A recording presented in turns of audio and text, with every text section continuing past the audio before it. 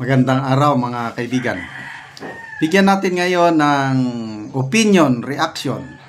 Itong pahayag ni Mr. Jason sa kaugnay sa pagka-appoint ni PBBM kay General Torre na susunod na PNP Chief. Nakakagulat po ang description ni Mr. Jason sa tinawag niya na political animal ni Marcos Jr. itong bagong PNP Chief. Ito, pakinggan natin. Hindi siya na-appoint, na-promote. Kasi grabe ang ginawa nitong mamang ito, no? Talagang sinakripisyo niya, pangalan ng pamilya niya, yung dangal ng kaklase niya, ng institusyon kung saan siya nag-aral, no? Kasi alam naman natin na talagang marami ang talagang sukal ang kalooban sa kanya. So talagang kung magtatanong ka kayo, lalabas ka sa kalye, walang natutuwa, no? Sa ordinaryong tao. Kaya lang, siyempre si Presidente natutuwa dahil alam niya na itong kanyang inappoint, talagang susunod sa mando niya, no? Kasi ito matagal ng obsession. Mr. Torre is a political animal. Sir Jay, ito, pag-uusapan political natin animal. Ngayong umaga. Ito ang pagtatalaga ng bagong hepe ng Philippine National Police sa katauhan ni Police Major General Nicolas Torre. Ano bang masasabi mo dito?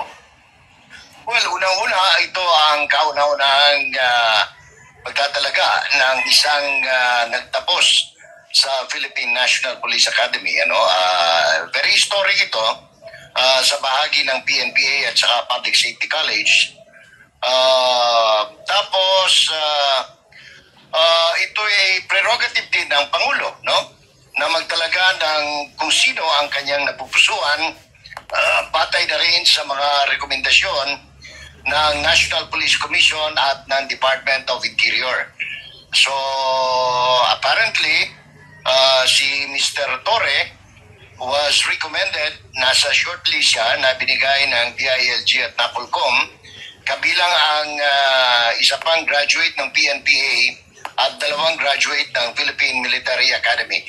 So kung tutusin natin, ito ay sinyalis na rin ng pagtatapos ng leadership ng mga cavaliers o graduate ng PMA sa dating Philippine Constabulary, naging PCINP o Philippine Constabulary Integrated National Police, and eventually nung may tatag ang Philippine National Police pursuant sa itinakda ng Kongreso ng kapanahunan nila Senator Aquilino Pimentel Jr. So basically yan ang pinaka-background. Wala tayong masasabi riyan na pwedeng kontrahin, no, yung kagustuhan ng Pangulo sapagkat yan ang gusto niya. At yan naman talaga ang nasusunod. Sabi nga sa English, the appointment of presidential appointees, no, ay nasa discretion at kumbaga sa salitang kalye, sa kursunada ng presidente yan. Kaya gusto mo o may question, ay wala tayong magagawa kasi yan ang option ng presidente. Ngayon, makakabuti ba yan para sa bayan? Unang-una, kalimutan na natin yung salitang reconciliation, no? Kasi yan ang nabanggit sa isang panayam, kung di ako nagkakamali, isang podcast, no? Ng Katotong Tunying, no? Na sinasabing gusto makipag-reconcile ng Pangulo sapagkat ayaw niya ng may kaaway, ayaw niya ng may kakontra. Pero with this development, I don't think this will sit well doon sa mga naging may sa Bisaya pa, dunay aligot-got, no? Aligot-got. Sa mga panghitabo. Galit. Among them, number one, people of Davao region, no, and Mindanao, dahil dun sa pinangunahan ni Major General Nicanor Torre III, yung raid at saka siege sa Kingdom of Jesus Christ, no? At nabulabog dyan, hindi lamang ang New Jerusalem o kaya religious compound ng KOJC, kundi buong Mindanao, more particularly Davao City, dahil nagkagulo-gulo nung yung schedule ng mga flight doon, may mga na-delay sa biyahe nila, may mga nagkaroon na aberya. And then, sumunod dyan yung mga tauhan ng OVP, no? Office of the Vice President, nang magkaroon ng gulo at pilit na kinukuha o inaalis sa St. Luke's Medical Center o paglilipat sa St. Luke's Medical Center ng Chief of Staff ng OVP, no? Office of the Vice President. At ang pinakamalala, Jade and Admar, ay yung extraordinary rendition ng isang Filipino leader who is, incidentally, in all the surveys, is the most trusted Filipino leader. Bukod doon, huwag na yung pagiging leader niya, siya ay Pilipino na ipinagkanulo sa ibang bansa, no? Sa ibang organisasyon, labas sa Pilipinas, habang umiiral naman ang sistema ng juridikatura sa bansa. So, kung usapan ay reconciliation, forget it. Wala na yun. You cannot expect people to accept with open arms and with smiling face the designation and promotion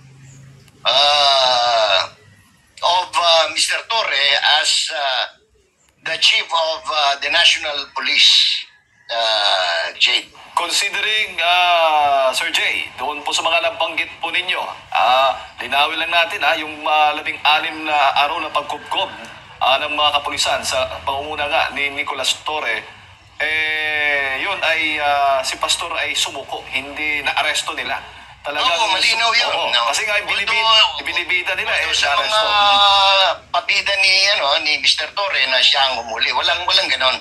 Alam naman ng tao yun na ito ay malayo sa katotohanan. Kaya lang, yun nga, gimmick.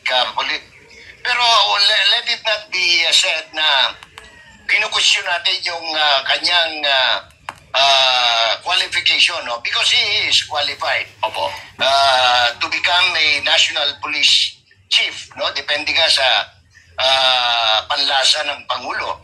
At in this particular case, mas pinili ni Presidente, siyempre yung tauhan na sa tingin niya ay sumusunod at makakasunod sa lahat ng kanyang kagustuhan o alituntunin o nais mangyari sa ating bansa, no? Sa ilalim ng kanyang liderato. Opo. Kaya nga po, nabanggit po ninyo yung lahat ng kanyang mga ginawa noong mga nakaraan. Considering that, ano yung expectation mo naman ngayon na naging hepe na siya o magiging hepe na nga o ng Philippine National Police? Dalawang bagay yan. Alam mo, ang problema kasi riyan, hindi fixed term yung panunungkulan ng PNP. Kung nataon niya na ang appointee ay katulad ng pagiging commissioner ng COMELEC o pagiging commissioner ng tawag nito ng COA na or civil service na merong fixed term, kung pwede nating masabi na ngayon nakuha mo na yung na-ambisyon mo, pwede ka nang gawin yung tama kahit na hindi sangayon sa gustuhan ng Presidente. Iba ito kasi ditong posisyon na ito, anong tawag niyan, walang term of office. You can be fired anytime kung sa tingin ng Presidente hindi ka nakarapat-dapat sa kanyang panlasa. So ang expectation is lahat ng gusto ng Presidente susundin niya. Kasi gusto niya mapanatili sa pwesto hanggang 2026 March, no? Kung saan siya may mandatory retirement. Opo. Ngayon, kaya naisulat ko nga na kagabi na magtataka ako kung hindi siya na-appoint, na-promote. Kasi grabe ang ginawa nitong mamang ito, no? Talagang sinakripisyo niya, pangalan ng pamilya niya, yung dangal niya, yung dangal ng kaklase niya, ng institusyon kung saan siya nag-aral, no? Kasi alam naman natin na talagang marami ang talagang sukal ang kalooban sa kanya. Opo. Dahil sa ginawa niya, hindi lamang kay Pastor Kibuloy, hindi lang kay Vice President Estrada, Duterte, lalong-lalo na kay Presidente Duterte. So talagang kung magtatanong ka kayo, lalabas ka sa kalye, walang natutuwa, no, sa ordinaryong tao. Kaya lang, siyempre si Presidente natutuwa dahil alam niya na itong kanyang inappoint, talagang susunod at susunod sa mando niya, no? Kasi ano ito, matagal ng obsession. Mr. Torre is a political animal. He is not more than being an officer and a gentleman of the Philippine National Police. This guy is a political animal. Yun nga. Kasi yun ang background niya From Samar, na kinampihan niya ang isang political group na naging dahilan kung kaya siya dineclare na persona non grata, up to the very moment na kinidnap nila si Presidente Estrada Duterte at dinala doon sa The Hague, no? Grabe, no? Political animal. Grabe naman na description yun. Bakit kaya ano bang pagkakaintindi nyo ng political animal? Magbasa lang ako ng mga Alicia Advincula, law violator, PNP chief. Ano na nangyari sa Pilipinas?